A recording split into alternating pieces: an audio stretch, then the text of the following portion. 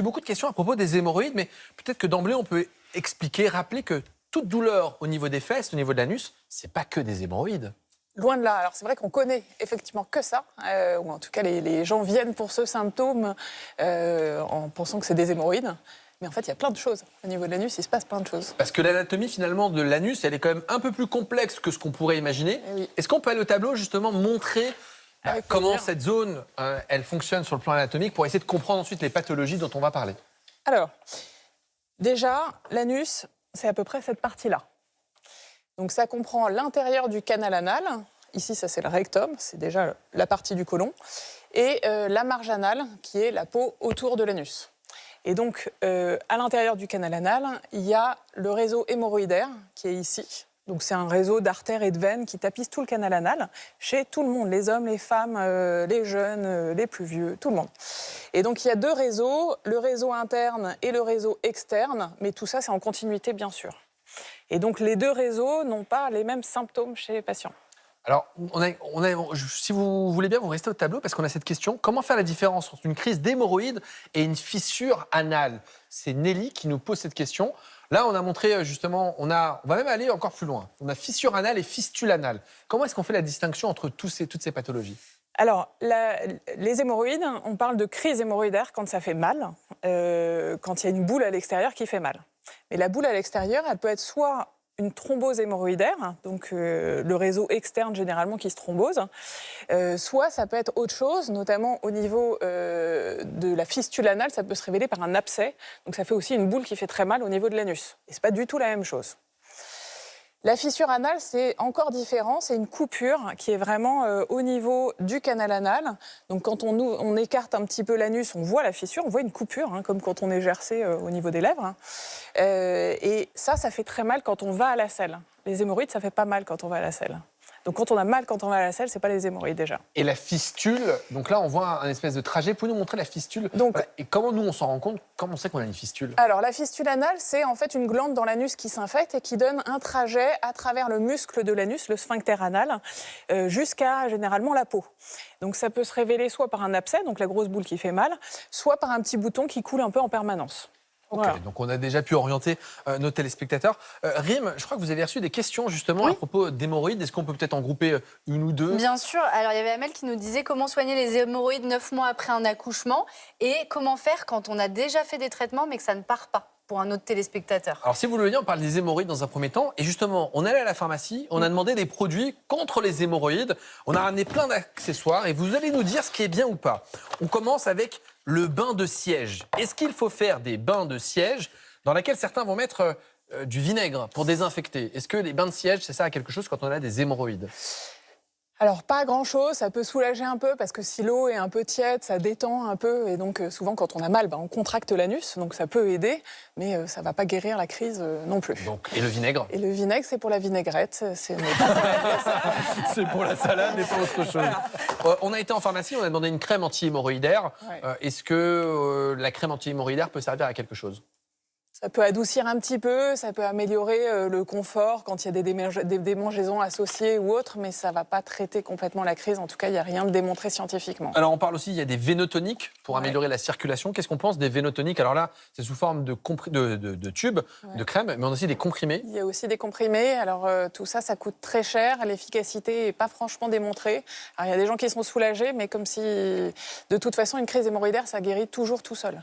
Ah, donc on est... Ah, Donc en 24-48 heures, déjà, normalement, ça va mieux. Donc si on prend 24-48 heures, la douleur doit passer. Donc pas la peine de prendre non plus notamment des anti-inflammatoires. Là, on a de l'Advil, du Nurofen, on aurait pu prendre de l'ibuprofène.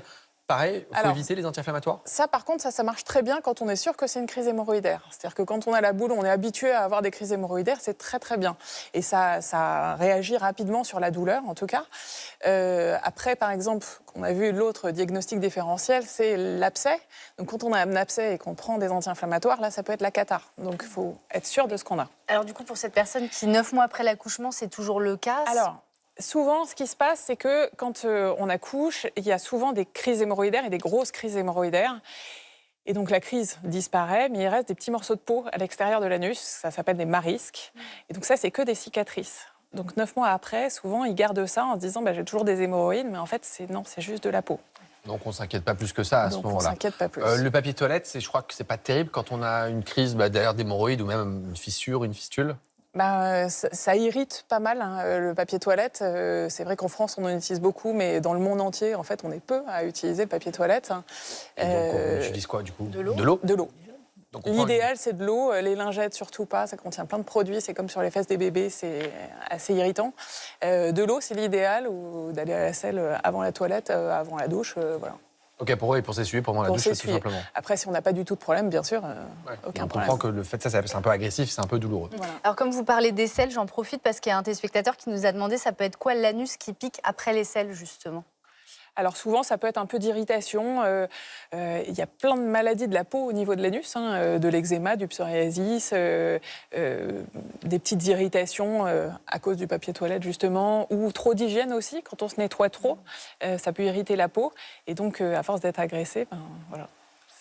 Et comme en plus les patients n'osent pas toujours consulter, on a tendance parfois à repousser les rendez-vous chez le médecin, sauf que malheureusement, lorsqu'on consulte un peu tardivement, on finit par se retrouver aux urgences. Mais l'idéal, c'est de se retrouver dans des urgences proctologiques. Regardez, c'est vraiment absolument fascinant parce que c'est très efficace.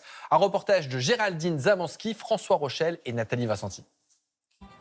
Aucun panneau ne l'indique, mais au cœur des urgences de l'hôpital Diaconès Croix-Saint-Simon à Paris, il y a une équipe très spécialisée. Des proctologues accueillent chaque jour plus de 50 patients en souffrance. Alors racontez-moi, qu'est-ce qui vous arrive, monsieur? À gauche, j'ai une chose qui pique depuis ce week-end, D'accord. assez fort. C'est comme un bouton, en fait, D'accord. en train de se... De se vider? Ouais, D'accord. Il n'y a pas eu de saignement? non. Donc douleur et brûlure anale à gauche.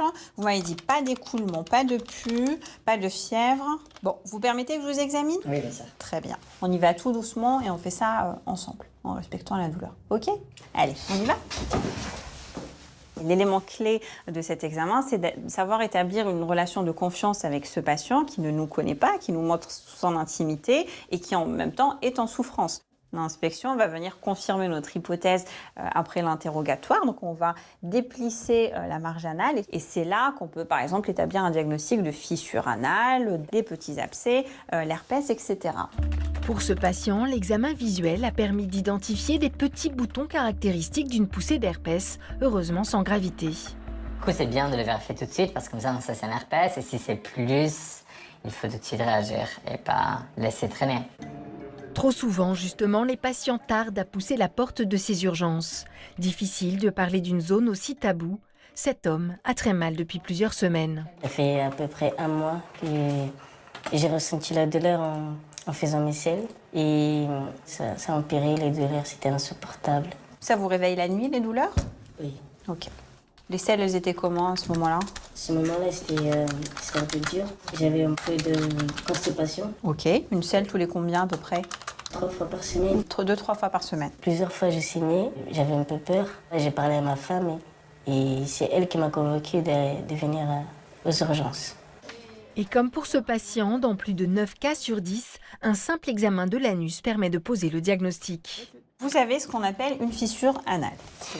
Donc, du fait de vos épisodes récurrents de constipation, suite à une selle un peu trop dure, ça a créé une sorte de plaie à l'intérieur de l'anus. Donc, c'est ça la fissure anale. Donc, au moment du passage des selles qui sont dures, cette fissure se réouvre. C'est pour ça que ça saigne, surtout à l'essuyage après le passage de la selle. Et le fait que ça s'ouvre, ça fait très mal. Oui. D'accord? Donc, voici votre ordonnance, les 2 laxatifs. La plaie devrait cicatriser grâce à des traitements laxatifs et des antidouleurs. Mais le dernier patient du jour s'est lui mis en danger en croyant souffrir de la plus célèbre des pathologies de l'anus. J'étais partie sur un diagnostic d'hémorroïdes. J'avais utilisé donc des crèmes anti-hémorroïdales qui sont aussi disponibles sur le commerce. Mais les douleurs sont revenues plus belles depuis vendredi dernier. Souvent, les patients s'auto-médiquent avec des anti-inflammatoires, des crèmes, des suppositoires. Et c'est vrai qu'on peut passer à côté de certaines pathologies qui peuvent être, en l'occurrence, très graves et pas du tout traitées de la même manière. Je pense particulièrement aux abcès de la marge anale qui se traitent plutôt de façon chirurgicale. C'est justement un abcès qui fait flamber les douleurs de ce patient. Il sera opéré dès la semaine prochaine.